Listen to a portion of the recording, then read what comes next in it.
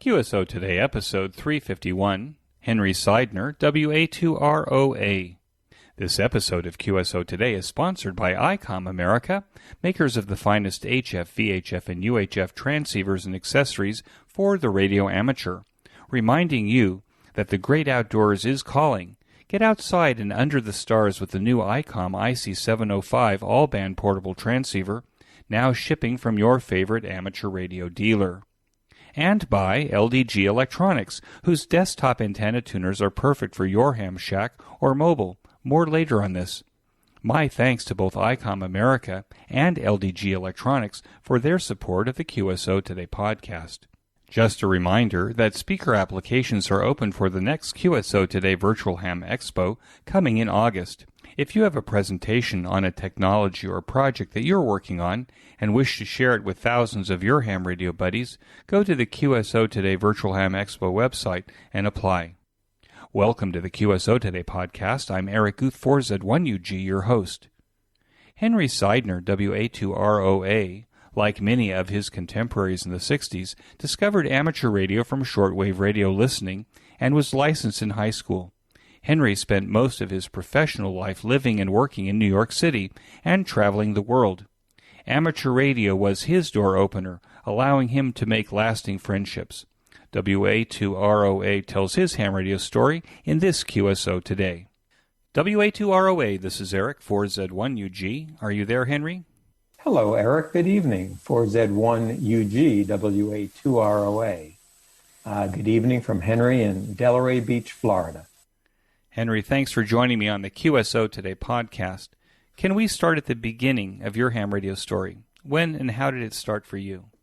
Okay. Well, when I was probably about 12 or 13 years old, living in a suburb of New York City, my best friend had a shortwave radio, and I had never known anything about shortwave radio, and he was listening to Radio Moscow and Radio Peking and all around the world, and I was absolutely fascinated by it. So I went out and bought I think it was a Radio Shack, maybe DX150 receiver at the time, and had a tremendous amount of enjoyment listening around the world and collecting QSL cards and flags and all kinds of things from the various stations. I had wondered at one time if the U.S. government, had some concern about me because I was regularly getting things in the mail from Radio Moscow and Radio Peking. But I so thoroughly enjoyed it. And I enjoyed also writing in questions and on, let's say, Radio Prague to hear my question answered. And I began to realize that I enjoyed, I would have liked the opportunity to talk back to people. And another friend was a Citizens Band or CB radio operator. And so I got a CB radio and I got the appropriate license.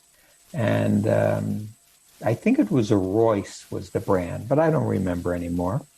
And so I did CB for a year or so, and then I discovered ham radio, and I said, boy, I can talk to people all over the world.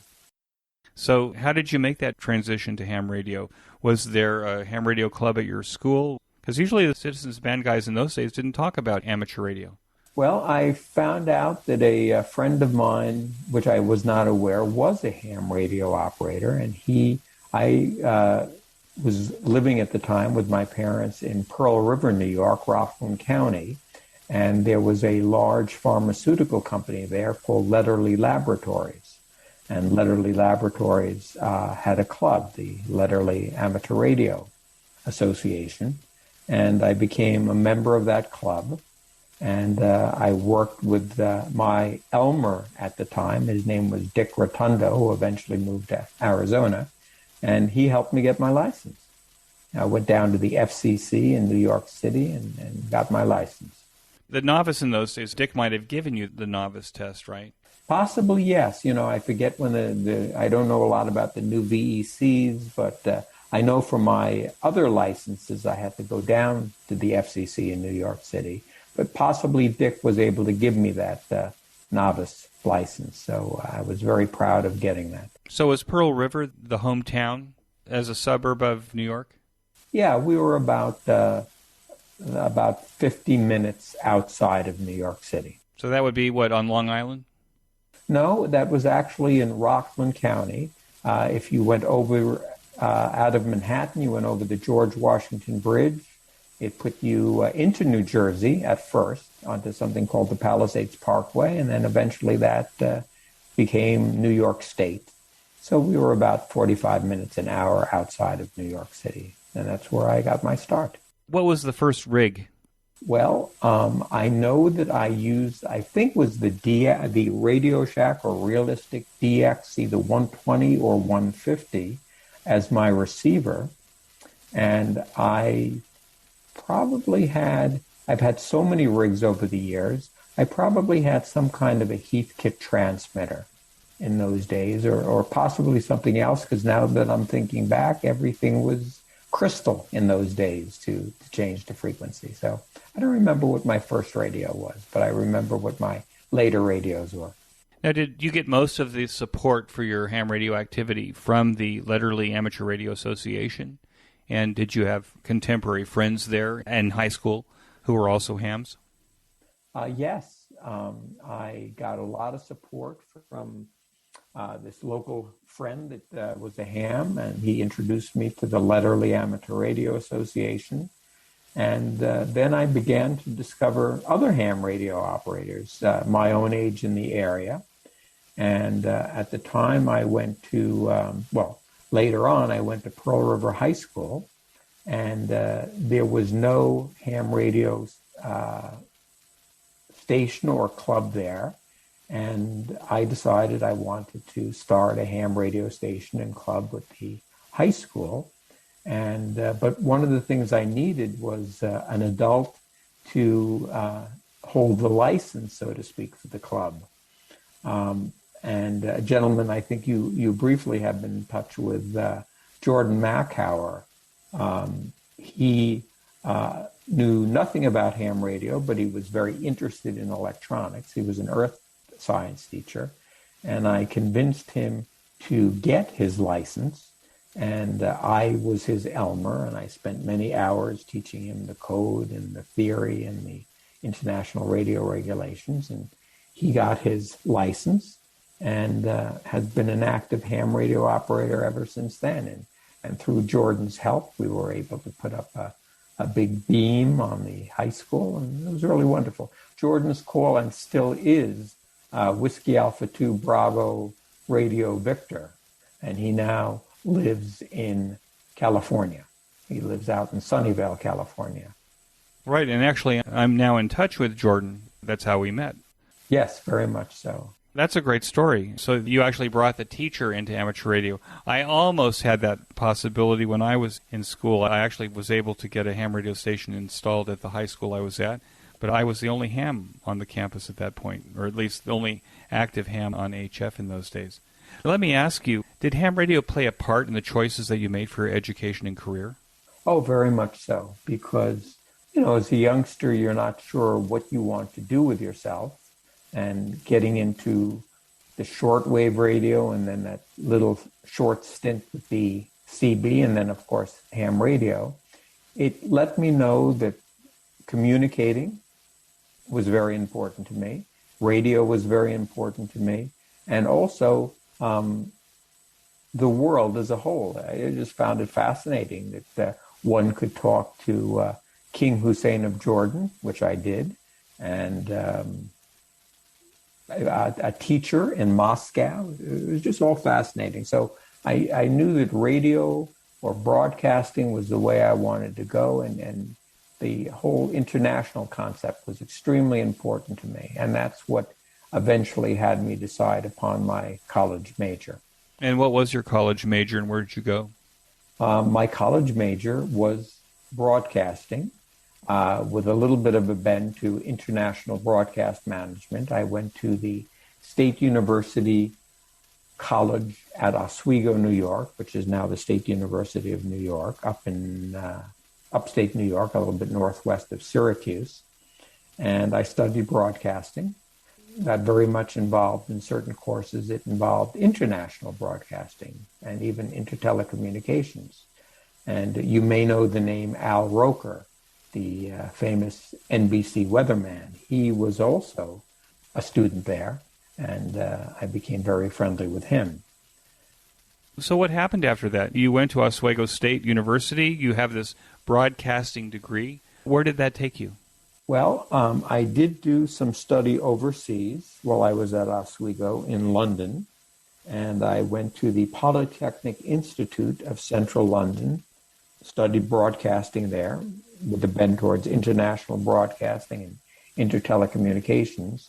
I also was able to get my reciprocal license when I was living there. It was Golf 5 Bravo Charlie Papa, and I had met a number of ham radio operators over the years in London. One of them became a combination of, he was about my dad's age, so he was older than me, but he was a very active ham radio operator, G3IGP, John Pierce, who had worked for Hawker Siddeley Dynamics. They did missile guidance systems. And he was a combination of one of my best friend and sort of a father figure, and we just had a wonderful relationship. So the time I worked there, we were also involved in working with the IBA, the Independent Broadcasting Authority in London. We would go over to Holland or the Netherlands and learn and work with the Dutch broadcasting system. So it was just a fabulous opportunity being there. And I continued with ham radio, and I said that when I graduate, I want to somehow be in the broadcast world on an international basis. And what are the opportunities, or what were the opportunities in those days as an American being involved in the broadcast business? What comes to mind perhaps is international shortwave or religious broadcasting stations, but it's much more than that, isn't it? Oh, very much so. I mean, I had considered the possibility of looking for a job with someone like the Voice of America or something like that. But when I got back to the United States, I decided that either radio or television was the way that I wanted to go. And I started researching that pretty heavily. But I found that if I was fortunate enough to get into that industry, I would be starting off as an intern or at a very low pay, as let's say a page for NBC, as many of my friends got their start in the broadcasting industry. And in addition to just communications as a whole, I also had a desire to make some money fairly quickly. And I was very much interested in communications and marketing. And I had a certain amount of creativity, and I had a certain amount of interest in the business world. And I came across the industry that I am in now, marketing communications. And I was able to get a job in the industry as actually I got a job well above what my capabilities were. They hired me as a production manager for a small marketing communications meetings and events agency. We would put on these large industrial shows, business to business, for major corporations. I had no concept that companies like IBM and Pfizer and others would spend literally millions of dollars to speak to their employees or their customers or their shareholders. And we put on these large corporate events, a combination of advertising, marketing, public relations, video, film production. And I enjoyed it tremendously. So I was in the communications world, but not specifically radio and television. And after 2 years working for this smaller company, I decided to open my own shop in New York City with a partner and went from there. And now this message from Icom America. I can already feel spring in the air, and the great outdoors is calling. Get outside under the stars with one of Icom's ultimate SDR transceivers. Stay connected while off the grid. The Icom IC705 is the perfect transceiver for hams who enjoy both a great indoors and outdoors. It's the perfect QRP companion with base station features and functionality at the tip of your fingers in a portable package covering HF 6 meters, 2 meters, and 70 centimeters, and is weighing in at just under 2 pounds. These features include a 4.3-inch touchscreen with live band scope and waterfall, 5 watts with a BP272 battery pack, or 10 watts with an external 13.8 DC power supply. Single sideband CW, AM, FM, as well as full D-Star functions. A micro USB connector, Bluetooth, wireless LAN, and an SD card slot. Integrated GPS with antenna and GPS logger. The HM243 speaker microphone is standard equipment. The basic accessory for the IC705 is the optional backpack, the LC192, with a special compartment for your IC705 and room for accessories for soda activations or a day social distancing in the park. Visit the IC705 webpage to view accessories and free software available for download. If you lean to the VHF and above region, then you can create your own band opening with the Icom IC9700. This transceiver radio brings direct sampling to the UHF-VHF weak signal world. This all-mode transceiver is loaded with innovative features that are sure to keep you busy. These features include a 4.3-inch touchscreen color TFT LCD with real-time high-speed spectrum scope and waterfall display, smooth satellite operation with 99 satellite channels, dual watch operation, and full duplex operation in satellite mode. I believe it is the most exciting VHF and above transceiver on the market today.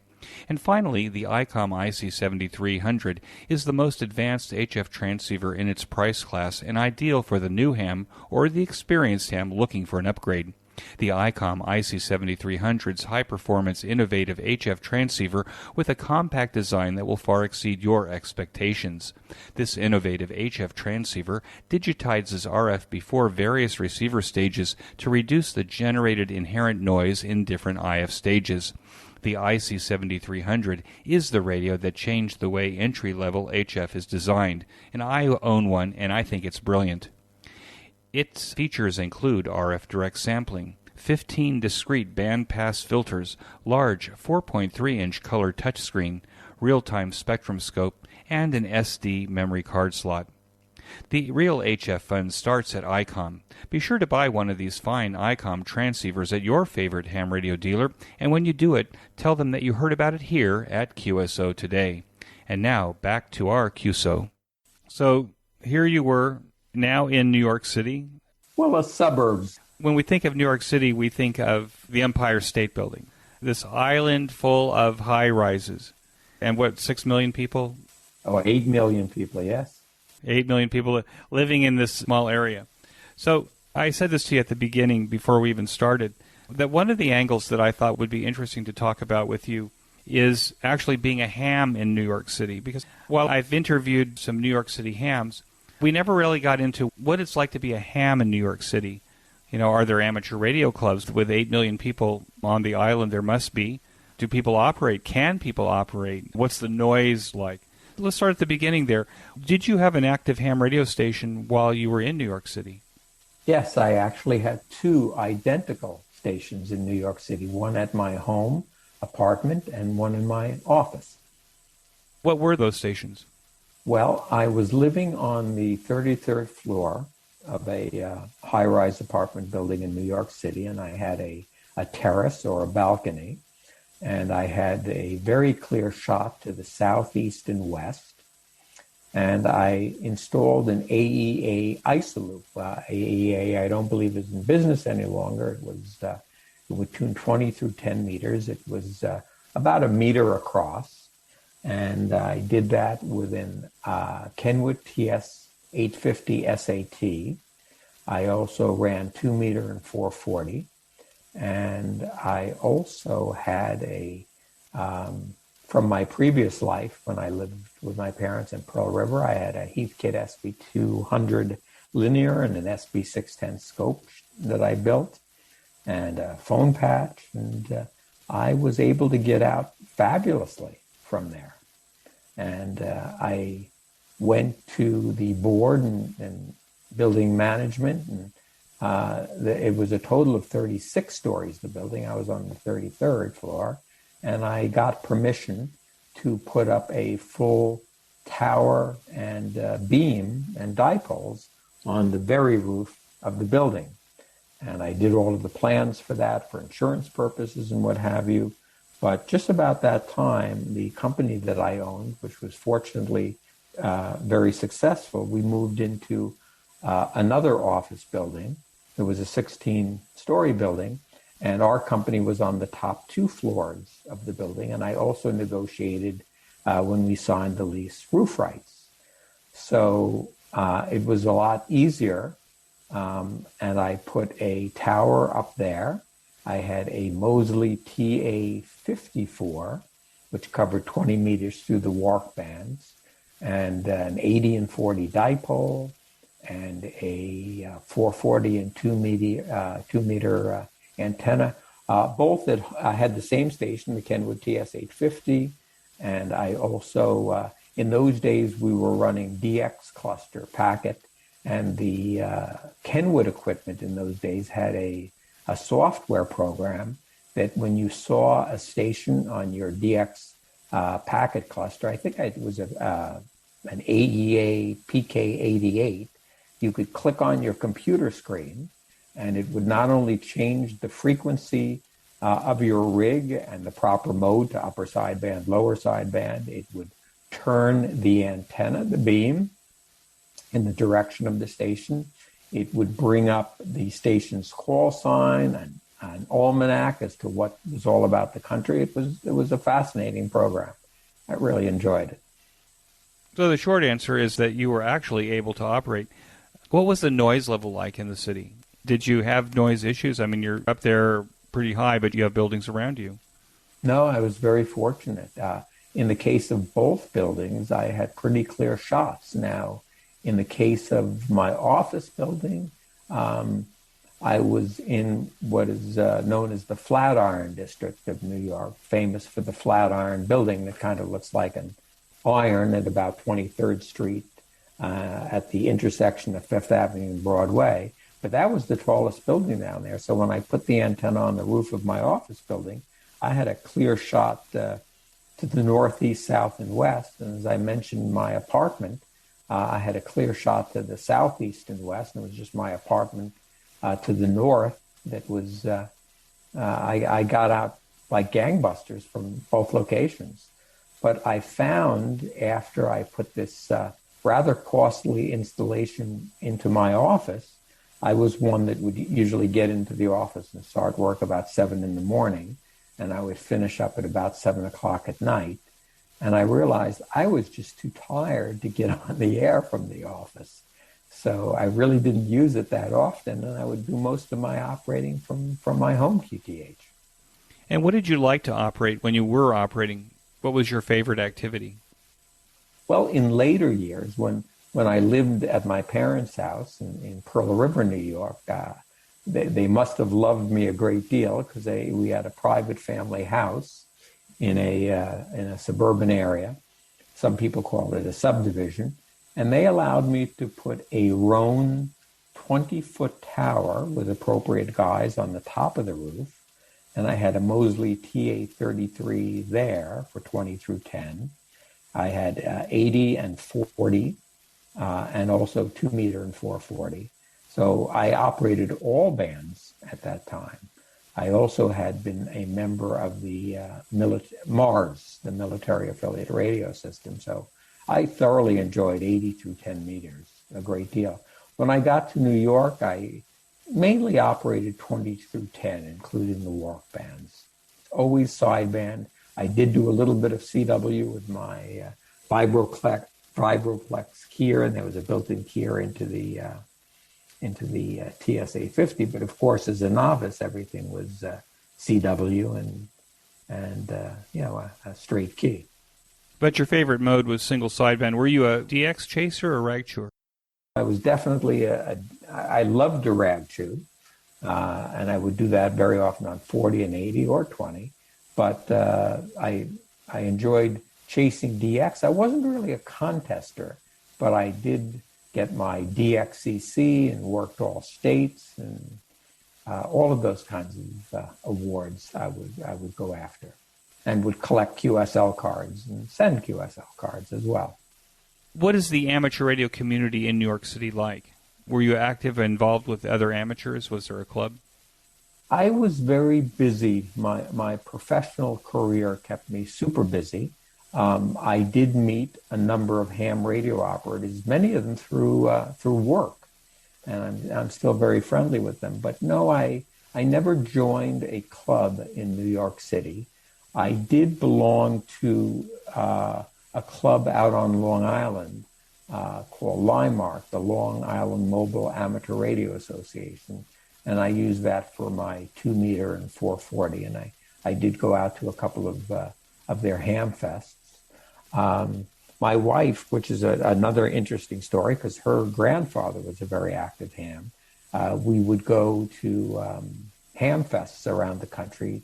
The first one I remember going to was in Shelby, North Carolina, where coincidentally her grandfather as well. But no, I was not really active in clubs in New York City. I guess what I was trying to determine was if there was actually amateur radio life in New York City that you might have been a part of. Yes, the 2 meter and 440, and some amateurs that I met were fortunate, like myself, that they had the opportunity to put up an antenna outdoors, fairly high up. I remember that, and I don't remember the gentleman's name, John Bon Jovi, the musician. His either uncle or brother had a sound studio in New York, and he put a big tower up there as well on his office building. And also, I was just up the block from the United Nations, and they had a fairly sophisticated ham radio station there with a beam and dipoles. But I never joined that club. I was just too busy with work and traveling overseas for business most of the time. Now, when you traveled overseas for business, did you actually take an opportunity to look up hams there or to do any ham radio while you were traveling? Yes, very much so, because over the years and being so fascinated with people, talking to people overseas, I would visit ham radio operators in different cities and countries that I would visit overseas. When I was about 15 years old, still living with my parents, I met a ham radio operator that lived out of London, Golf 3 India Golf Papa, John Pierce, who we built up a very close friendship over the air, and he and his family would come visit us. And when my high school had their first overseas trip, it was to London, so I got to meet him there the first time. And then when I did some studying in London, I spent a lot of time with John and fellow hams of his, and he became kind of my best friend and brother and parents, because he was sort of my dad's age. And until he passed, we were just so very close. In fact, my parents had passed away many years ago, and when I got married, John and his wife came over and sort of acted as my parents. And over the years, John introduced me to many other hams around the world that I am extremely friendly with, and I travel to see them all the time now. What's the most exotic ham radio country that you've gone to where you've looked up the hams there? I would say probably nothing exotic. A lot of travel on business to Europe and South America, a lot of personal travel to places like Nepal and India, but most of the people I would look up were in Europe or South America. Let me take a quick break to tell you about my favorite amateur radio audio podcast, and that's the Ham Radio Workbench podcast with George, KJ6VU, Jeremy, KF7IJZ, and it now includes Michael Walker, VA3MW, where they pursue topics, technology, and projects on their ham radio workbenches every 2 weeks. The group documents their projects and makes circuit boards available to their listeners. They have interesting guests and go in deep. Jeremy may complain about the overall length of the podcast, but friends, let me tell you that I could listen to it all day. and that's good. Even if you are a seasoned ham radio builder or just getting started, be sure to join George, Jeremy, and Mike now for the Ham Radio Workbench podcast on every podcast player. Use the link on this week's show notes page by clicking on the image. And now back to our QSO today. Do you have a place that you like to go to operate yourself? Like, do you have a Deexpedition place or a place that you like to vacation and take ham radio with you? Well, for many years, I owned a house out on the beach in a community or an island called Fire Island, which is off the south coast of Long Island. It's a barrier beach about 32 miles long and a half a mile at the widest point, and the distance between the ocean and the bay is a couple of minute walk. And there are no cars on the island. You have to take a ferry across. So I did set up a simple station out there, and I enjoyed the peace and relaxation out at Fire Island. Also, because of my involvement with John, G3IGP, I did get licensed in the UK, as I would be going over there rather often for business and personal. And I don't remember how John worked it out for me, but he was able to get me the call sign, which I still have, Golf Zero Radio Oscar Alpha. And I am, of course, WA2ROA, so I was very proud of that. I've also operated quite a bit out of Bermuda, VP9. I would think Europe and Italy and England and Bermuda's most of the places I've operated out of. And single sideband is your mode, mostly? Yeah, single sideband is my mode, a little bit CW. I did do the packet, DX packet cluster. And fairly recently, I moved to Florida from New York City. My wife and I celebrated our independence on July 4th. We moved out of 2019, and we moved into a gated community that does allow ham radio antennas under certain circumstances, but there is an HOA. But when I moved down here, I saw that one of my neighbors, Ed Grummett, Kilo Echo 2 Echo Fox, was a very active ham radio operator. And if you ever go on to QRZ.com and look up Kilo Echo 2 Echo Fox, you'll see a very sophisticated station and a wonderful vertical. The HOA is in the same HOA I am allowed him to put up. But one of the things that I knew nothing about, I used to operate a lot of 2-meter and 440, but I found in later years, people were really not coming back to me, even though I had good signals, and I got a little bored with that. And Ed introduced me to DMR radio. And so a couple of months back, I bought an Anytone DMR radio, the ATD878UV Plus, which is a 144, 430 megahertz handheld transceiver for both digital and analog. And I coupled that with a Skybridge Plus dual band digital hotspot, both from Bridgecom Systems. And so I was immediately able to get back on the air again, talking with great quality around the world on this DMR radio. It seems to me that DMR seems to be more siloed than traditional 2 meters and UHF. What is it you like about DMR in terms of, are there talk groups that you like, places that you hang out? Do the local hams have their place? Yes, they do. First of all, I did, when I moved down to Delray Beach, Florida, our neighboring community is Boca Raton. And a friend of mine who I grew up with in Pearl River, who was a very active ham radio operator, moved to Boca many years ago, and he was on the board of the Boca Raton Amateur Radio Association. So he got me involved with that. His call, I believe, in those days was Whiskey Alpha 2 AEQ, WA2 AEQ. I believe he's now W4 AEQ.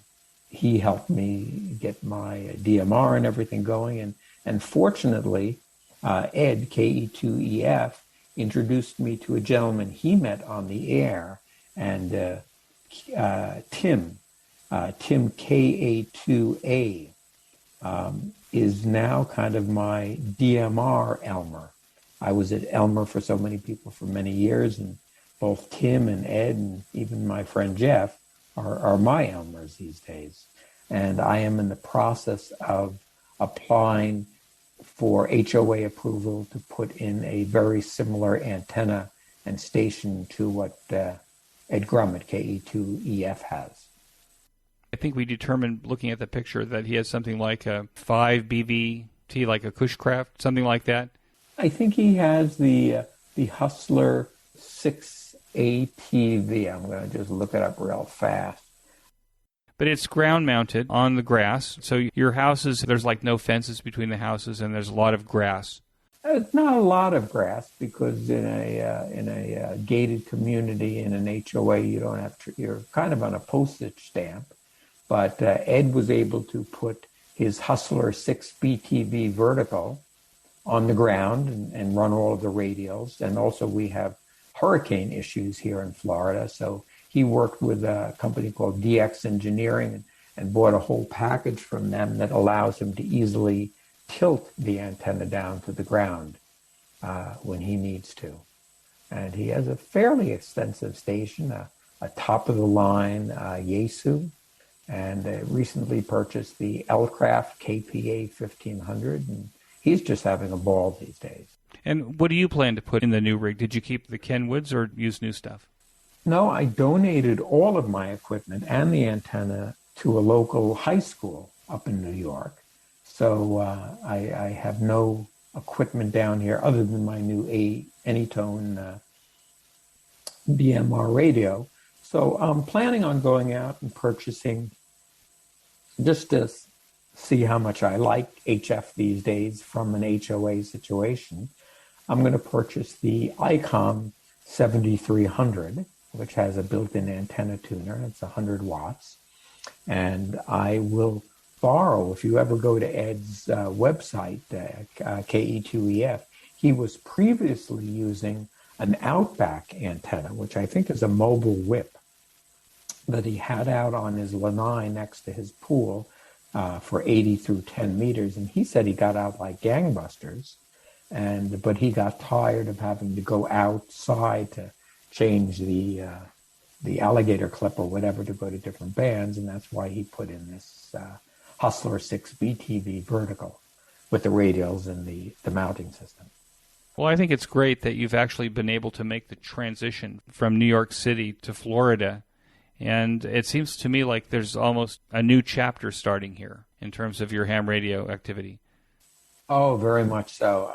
I'm fascinated to get back in the hobby after a number of years. And this DMR got me back on the air and joining a bunch of different nets and seeing all the fun that Ed has. And if any of you go to his website on qrz.com, you'll see the station he's put together. It's fabulous. I remember when I was younger, I think it was Geocron had this very expensive clock that you would mount on the wall. It looked like a map, and it was quite a few thousands of dollars. I never bought one for myself, but Ed is buying all these new toys now, and I guess Geocron now has a small little computer that you plug into your 4K television. You'll see this possibly on his website. So and it has a tremendous amount of amateur radio applications on it. Are you involved with the Boca Raton Amateur Radio Association? I was when I first moved down here, which was pre-pandemic. And unfortunately, because of the pandemic, they closed the station. We have a wonderful station, kind of a double-wide trailer out in the middle of a park. The county gave us the space on the park and some fairly extensive antennas, and it's run with a generator. But the club is closed for visitors because of the COVID situation, and we're working on getting it back up on the air and also allowing club members to use the station remotely. And we have our monthly meetings on Zoom and our weekly meetings on 2 meter and 440 and Echolink and DMR. I thought somehow that Florida might be like ahead of the curve in terms of coming out of the COVID-19 pandemic. Do you see any plans for Field Day this year in Florida? You know, it's very much a point of discussion at this point. the Boca Raton Amateur Radio Association was very active in field day during the summertime, as was I many years ago. I was very active in field day. I was introduced to something that I didn't even know anything about when I first moved down to Florida, that there's something called a winter field day. And we had that pre-pandemic, and I participated in that. Unfortunately, the bands were absolutely dead during winter field day, but the club used a number of digital applications to make contacts and even moonbounce. But the HF bands, I think they assigned me to 20 meters, and they were just dead at that time. And now this message from LDG Electronics. LDG Electronics, our new sponsor, is a family-owned company that manufactures sophisticated antenna tuners, balun, and antenna accessories. Check out their new Z100A antenna tuner for your shack or portable operation that includes LDG's famous 10-to-1 tuning and plug-and-play operation. For more information, click on the banner in this week's show notes page. And when you make your LDG purchase, tell them that you heard about it here on QSO Today. And now back to our QSO. How did your family accept amateur radio as part of your operating mode? Well, my parents very much embraced it. My father, his initial jobs were in the broadcasting industry. He was a radio announcer, and when he was in the Army, he was stationed in Italy, and he was with the Armed Forces radio service, and he was responsible for every morning. I think it was in Livorno, Italy. He was responsible every morning to turn on the transmitter and start the broadcast day. And I don't know if you are familiar with the movie Good Morning Vietnam with Robin Williams. Well, that's kind of what my dad did. And he so thoroughly enjoyed it. And he would tell me stories about sometimes he would oversleep and he would not get there on time. And he didn't know what to do because he didn't want to get on the radio and say to everyone, hey, I overslept, I'm sorry. So he would get to the radio station, he would turn on the transmitter, he would put a record down in the middle, and when that song was over, he would say, and that was, and he would just keep on going. So people maybe thought it was their own radio that was having difficulty. But he had a great time, and they also had the ability to record records those days, 78 RPM records. So instead of writing letters to his parents and family, he would record these 78 RPM records and send them home instead of letters. And when my father passed, we converted those to CDs, and now we've converted them to digital files. And it's just wonderful hearing my father in his early 20s in the Army telling about his experiences in Europe and with the radio station. Just fascinating. But my parents were very supportive of amateur radio, and as I said, let me put that big antenna up there. And also, one of the things, I was very active in the community with ham radio. Even when I was in high school, I would go to the various grammar schools and bring my rig and set up a 20-meter or 10-meter dipole. The bands were very good those days. And I would introduce the kids in grammar school to ham radio, and they would find it fascinating to be able to talk to people all over the world. So I was very active with that. And also, I mentioned to you I was involved with Mars and a number of nets around the world. And I remember many years ago there was an earthquake in Managua, Nicaragua, and I helped carry communications because they lost all of their telephone system, and I was very accustomed to doing phone patches for Mars. And I was written up in the local newspaper. In fact, we helped support a local orphanage down there. And I was written up in the local newspaper because of my ham radio activity and what we did in Nicaragua. And then eventually I was given an award by the local JCCs as I think the top student for community service for JCCs, and was given a very small scholarship and was written up in the newspaper. So I did learn something about ham radio. I taught so many people to get their license, and many of them were passionate about it, whether it be people at the high school or grammar school or just friends. But I coerced my younger brother, 3 years younger, to get his ham radio license, and he never used it. So I learned that unless somebody is really passionate about the hobby, don't push them into it. And that's always been my feeling ever since. None of your other relatives, children, nobody became hams, just you? Just me, but I had a very interesting story. I was living in Manhattan, and I had my office building where I had my tower and everything. And one day I got in the elevator with my assistant. We were on the top 2 floors, and I noticed on the floor below us a very attractive woman got in the elevator, but I'm kind of shy, and there's not much you can say in an elevator because it's only a 16-story building. And my secretary turned to me and said, "So where are you going on this trip?" I was doing a business trip. And I said, "I'm going to New Zealand and Australia and Singapore and Shanghai." And all of a sudden, very briefly, this very attractive woman turned to me and she said, "Oh, excuse me, you're going to Shanghai. Have you ever been there? It's a wonderful city." And I said, "Yes, I have." And I said, "I gather you've been to Shanghai as well?" And she said, "Yes." And I said, "What were you doing in Shanghai?" And she said, "I was living in Tokyo, and I went to Shanghai on holiday or vacation." At that point, the elevator hit the ground floor, and she looked at me and she said, "Bye, have a nice trip." And off she went. And my secretary, who I was very close with, hit me on the arm. She said, "She's real cute. Go after her." And by the way, there's a ham radio story behind this whole story. She said, "Go after her." So I walked out of the building. I followed her for 2 blocks. And I realized at that point I was stalking her, and I just didn't go up to her. But I remembered the floor that she got on. And when I got back home from my trip to Asia, it was about my birthday time. And there was a birthday card from a fellow ham radio friend that lived in Japan, and he had written it all in Japanese, which I didn't speak.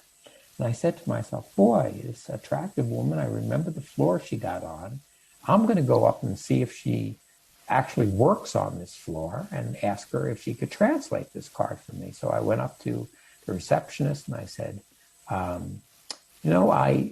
"Do you have a woman here that has red hair and freckles and blue eyes and used to live in Japan?" They said, "Yes, that would be Connie."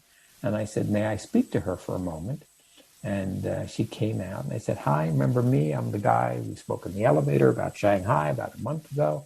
And she said, "Yeah, I think so." And I said, "I wonder if you could do me a favor. I have this card from a friend of mine in Japan who's a ham radio operator, not that you know what ham radio is, and it's in Japanese. Would you translate it for me?" And I don't know if I'm going on too much, but I'm getting to the ham radio story in a moment. And she said, "Well, I'm very sorry. I don't read Japanese, but I do speak it." And I was flabbergasted for a moment, and a bolt of lightning hit me. And I said, "I know where we can get this translated. There's a Japanese restaurant around the corner. Would you join me for lunch or dinner?" And she hesitated, and she said, "I guess so." So we went out for dinner that night. And, on a first date, you talk about things. And she told me she grew up on a dairy farm in Virginia. And I also told her about my hobby of ham radio. And she was listening rather intently, but most people don't fully understand ham radio. But she seemed to be getting it. And I said to her, "You really seem to be understanding what I'm talking about." And she said, "Yes, it so happens that my grandfather, who lived in the Appalachian Mountains of Virginia, his name was also Henry, and he was a very active ham radio operator. I believe his calls were W4GDB, Girls Do Blush.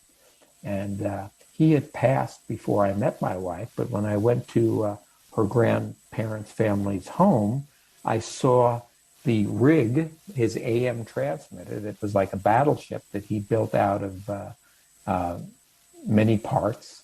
And he even built the frame out of a bed frame that he welded. And I saw his key. And he was also very similar to me. I always kept a handwritten logbook, an ARRL logbook. Well, it was required for many years, but even after that requirement went away, I kept it. And I would also write in my logs different things that were happening to me in my life, like today is a sunny day, or I happen to be operating out of London at the moment, or today I graduated high school, whatever. And I went through, he had all of his logs down in the basement, and I started to go through them.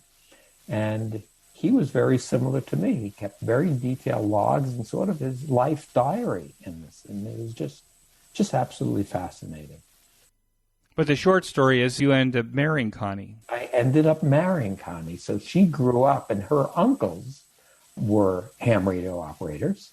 And her father, even though he never got his license, was a radio operator in the Army based in Germany. So yes, I married the daughter of and niece of ham radio operators. What do you think is the greatest challenge facing amateur radio now? Well, I understand that amateur radio is very popular these days, if I'm correct. I think the pandemic has helped the activity go up. In fact, as I'm going to buy rigs and antennas and equipment, I'm told some of it is in short supply. But I think that some of the challenges of ham radio is that many people my age, and I just recently turned 65, are getting back and involved in the hobby.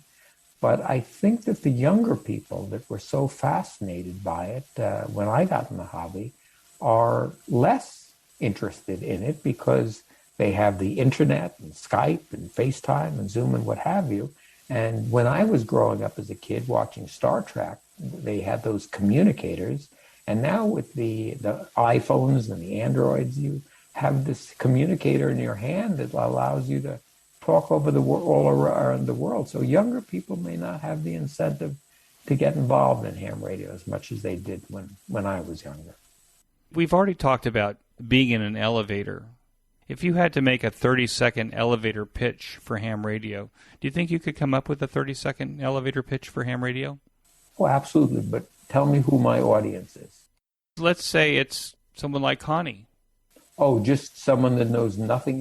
You're going to pitch ham radio to somebody you meet in the elevator who you think might take to it. Well, whether it be in an elevator or wherever, I'll let them know that I have been a ham radio operator for 50 years.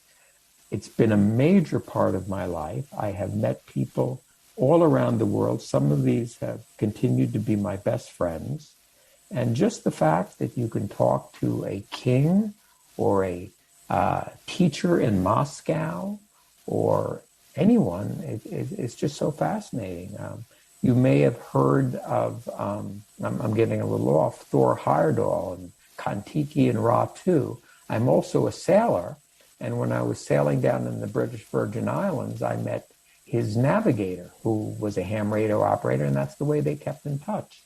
So I would just say that the friendships that you can make that have endured for me for over 50 years, and there's so many different aspects. If you like to just talk, you can do that. If you want to use Morse code, you can do that. You can use television. You can use digital things. There's just so much for so many people, but the friendships that you will make. And knowing also you're rather proud that you belong to somewhat of an elite club in that these people also had to get licensed and had to learn some electronics and international radio regulations and years ago Morse code. So it's quite a community of friends around the world. What advice would you give to newer returning hams then, Henry? It depends on where they live. If they're in a limited HOA community or on a postage stamp thing, I've been fascinated with this DMR and the ability to talk around the world or talk next door. So if they're very limited what they can do with their antennas, this DMR is, especially with this Anytone in the hotspot, would be a inexpensive way to go. There's also Echolink, which I use quite often as well. And so that's the way I would suggest they initially get their foot wet in it or back into it. And then depending on what your living situation is, consider putting up an antenna and getting yourself a rig. I'm told this Icom 7300 and other companies make these incredible rigs for less than $1,000. So, get your foot wet with Echolink and maybe the DMR and try to get back on, if you enjoyed sideband or HF or even AM, put up an antenna and get a rig, whether it be, and get your foot back in that way. And join a local ham radio club. That's so important to have that support. Well, I think that's fine advice. Of course, Icom is a sponsor of the QSO Today podcast, and the IC7300, one is sitting here on my desk, is a game changer for the price. It's an amazing radio and an incredible opportunity for people to actually get into HF and get on the air. Henry, I want to thank you so much for joining me on the QSO Today podcast. I knew where the elevator story was going only because it just seemed like it was so apropos, and I'm so glad you told it. So there you go. So if you're a ham operating in Manhattan, then there's always an opportunity for a close encounter. Yes, you never know. And the nice thing about it is my wife grew up with the sounds of CW and SSB in the background. So that wasn't a new thing. Yeah, so it makes her feel like she's back with her grandfather or her uncles. I want to thank you so much for joining me on the QSO Today podcast, Henry. And with that, I want to wish you 73. Thank you, 73, and I look forward to our next QSO and meeting you down the log. That concludes this episode of QSO Today. I hope that you enjoyed this QSO with Henry. Please be sure to check out show notes that include links and information about the topics that we discussed. Go to www.qsotoday.com and put in WA2ROA in the search box at the top of the page. My thanks to Icom America for its support of the QSO Today podcast. Please show your support of Icom America by clicking on their banner in the show notes pages. You may notice that some of the episodes are transcribed into written text. If you'd like to sponsor this or any other episode into written text, please contact me. Support the QSO Today podcast by first joining the QSO Today email list by pressing the subscribe buttons on the show notes pages. I will not spam you or share your email address with anyone. Become a listener sponsor monthly or annually by clicking on the sponsor buttons on the show notes pages, or use my Amazon link before shopping at Amazon. Amazon gives me a small commission on your purchases while at the same time protecting your privacy. I'm grateful for any way that you show appreciation and support. It makes a big difference as I head towards episode 400. QSO Today is now available in the iHeart, Radio, Spotify, YouTube, and a bunch of other online audio services, including the iTunes Store. Look on the right side of the show notes pages for a listing of these services. You can use the Amazon Echo and say, "Alicia, play the QSO Today podcast from TuneIn." My thanks to Ben Bresky, who edits every single show and allows both this host and my guest to sound brilliant. Thanks, Ben. Until next time, this is Eric, 4Z1UG, 73. The QSO Today podcast is a product of KEG Media Inc., who is solely responsible for its content.